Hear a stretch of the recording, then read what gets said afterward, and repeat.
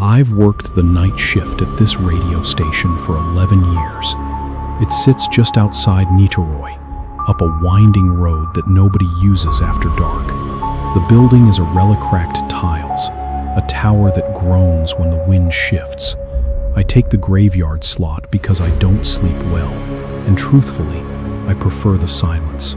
Just me, the equipment, and the distant lights of Rio across the bay. Lonely, yes, but lonely felt safe. Until 3 months ago. I don't talk about this. I haven't told Note, the police, not the station manager when he found me slumped over the console that morning.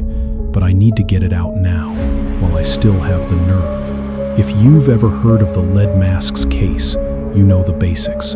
2 electronic technicians, Manuel Pereira de Cruz and Miguel Jose Viana, found dead on a hillside in 1966, wearing matching gray raincoats and crude lead masks, no eye holes, no signs of struggle.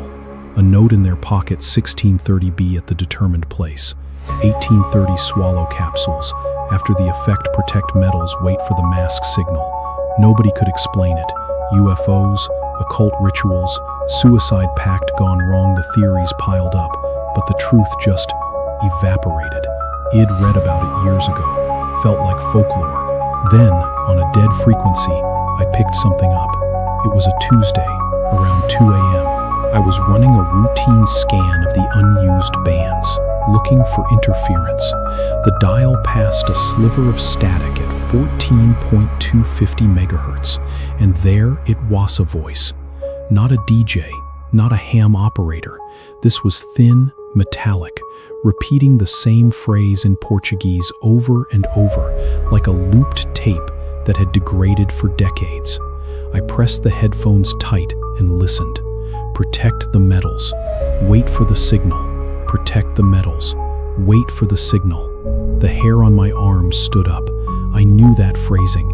I'd seen the case file online. The note mentioned protecting metals. I grabbed my phone, pulled up the article. The words matched almost exactly. I told myself it was a prank, some creep with a transmitter, but my hand was already turning up the gain. The voice had this distance to it, like it wasn't coming through the antenna but from inside the static itself. I recorded 30 seconds before the signal died. I played it back 6 times. On the 7th, I heard something new beneath the loop, a second voice whispering numbers.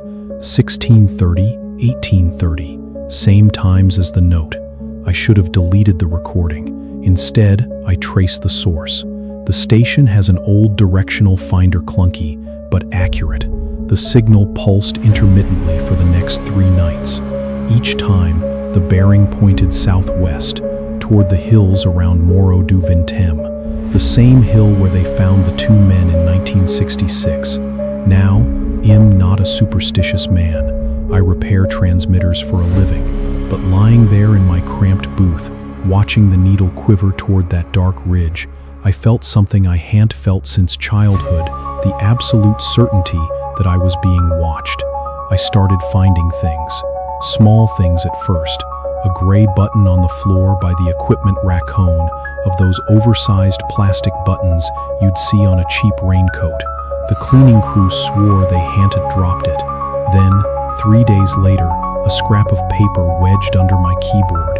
It looked old and yellowed, but the handwriting was recent, in blue ink. Are you listening? Are you listening? I questioned the day staff. Nobody had been in my booth. The security footage showed nothing but an empty hallway and a door that swung open at 3:33 a.m., stayed ajar for exactly 60 seconds, then closed. I watched that clip 15 times. The door didn't slam, it didn't creak, it just pulled itself shut, gently, as if someone on the other side was being careful not to disturb me. That's when the dreams started. In the dream, I'm standing on a hillside, barefoot, wet grass soaking my ankles. It's dusk, 1630. I somehow know. The air smells of ozone and something sweet, like burnt sugar. In front of me, 2 figures stand perfectly still in gray raincoats, hoods up. Their faces are covered with homemade mask stall, hammered lead, no openings for eyes or mouth. I can't see their eyes, but I know they're looking at me. One of them raises an arm, holding a small glass capsule. I hear a voice, not aloud but in my head, clear as a needle scratch, 1830, swallow. Id wake up gasping, my mouth dry, a metallic taste on my tongue. Id check the time, 3:34 a.m. every single night. After 2 weeks, I once sleeping. My work suffered. The station manager noticed, told me to take a few nights off, but I couldn't. The signal had become a compulsion. I had to know what was at the source. So on a Friday evening, I packed a flashlight, my handheld transceiver, and drove toward Morro du Vintem. The road up the hill is unlit and overgrown. I parked where the asphalt ends, at a lay-by that smelled of damp earth and something faintly chemical, like lead solder. My flashlight beam cut through the mist, revealing a narrow path, disappearing into scrub. The transceiver hissed white noise until I reached a clearing. Then, at exactly 18:15, it crackled to life. Protect the metals. I froze. The voice wasn't coming from the speaker alone. It was echoing off the rocks around me, a low, flat murmur that seemed to emerge from the ground itself. I swept the light left, right. The beam caught something hanging from a low branch, a gray raincoat, brand new, still in its clear plastic wrapper. Taped to it was a note.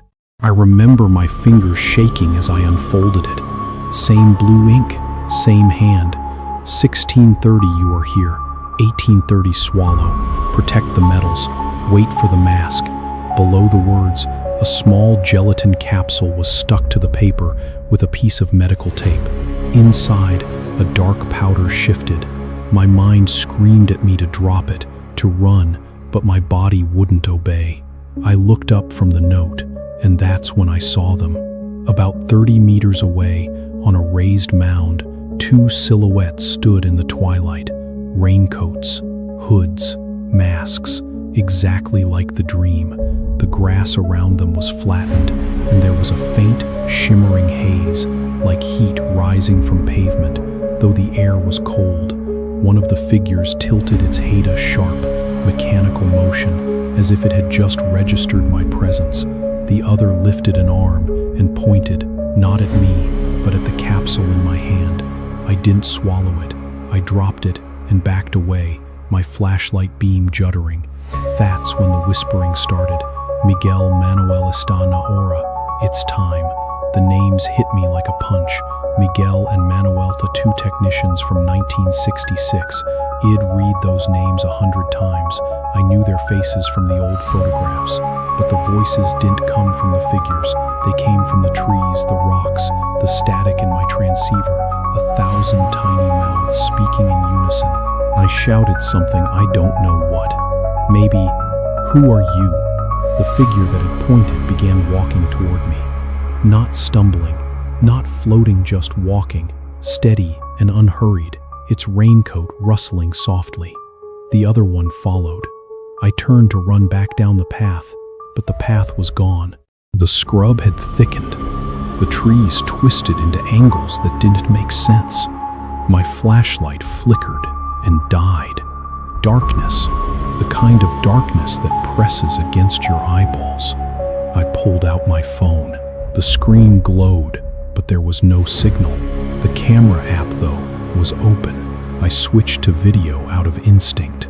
The screen showed the clearing. In grainy night vision, I could see the two rain-coated figures, now only a few meters away, their masks featureless, their chests not moving. And then I noticed something that made my legs buckle. There was a third raincoat lying on the ground between them, neatly arranged, with a lead mask resting on top. The coat was my size, I could tell. It was laid out like an invitation.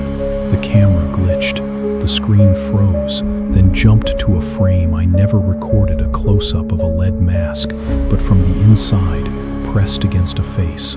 Through the metal, I could hear breathing, wet, labored, desperate. then a whisper directly into my ear, so close I felt warm breath. "The signal is for you." I ran. I don't remember the run. I remember branches whipping my face, the taste of blood in my mouth, a high-pitched tone drilling into my skull. The next thing I knew, I was on the asphalt, near my car, dawn breaking gray over the bay. My clothes were soaked, my hands smelled of metal and dirt, and in the passenger seat, folded with meticulous care, was a gray raincoat and a crude lead mask. I drove home and didn't leave my apartment for 2 days. I burned the raincoat. I tried to melt the mask with a blowtorch, but the lead only blackened and stayed whole. I threw it in the river. The next morning, it was on my nightstand, still damp. A fresh note tucked beneath it, Tomorrow, 1830. That was 3 months ago. I've received the same note every week since, slipped under my door, left on my windshield, once folded inside a sealed radio transmitter I was repairing. The mask always returns. The single fat dead frequency at 14.250 mH now broadcasts 24 hours a day. I hear it in the walls, in the static between stations, in the high-pitched ring of my own tinnitus. The voice no longer says, "Just protect the metals." It says my name. Tonight, as I record this, it's 18:15. The capsule is on my desk. I didn't put it there, but I know if I look out the window, you'll see 2 figures standing at the edge of the parking lot, raincoats hanging still, lead masks catching the last light. They're patient. They've been waiting since 1966 for someone to complete the circuit. Maybe it's a frequency only certain people can tune into. Maybe we're all just conductors waiting for the signal to arc through us. I didn't swallow the capsule, not yet, but I can feel ita compulsion, a steady pull, like a radio dial trying to lock onto a broadcast. I think the signal is finally syncing with my own brainwaves. Soon, 1830 will arrive, and I won't have a choice. So Harris, my testament, for whoever finds this.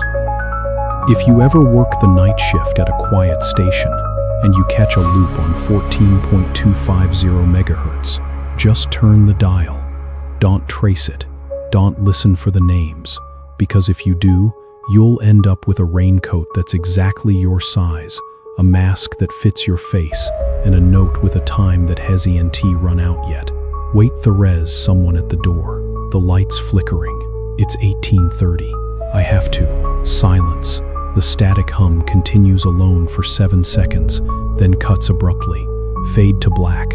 A single line of text appears on screen. The lead mask's case remains unsolved. The frequency 14.250 megahertz is unallocated in Brazil.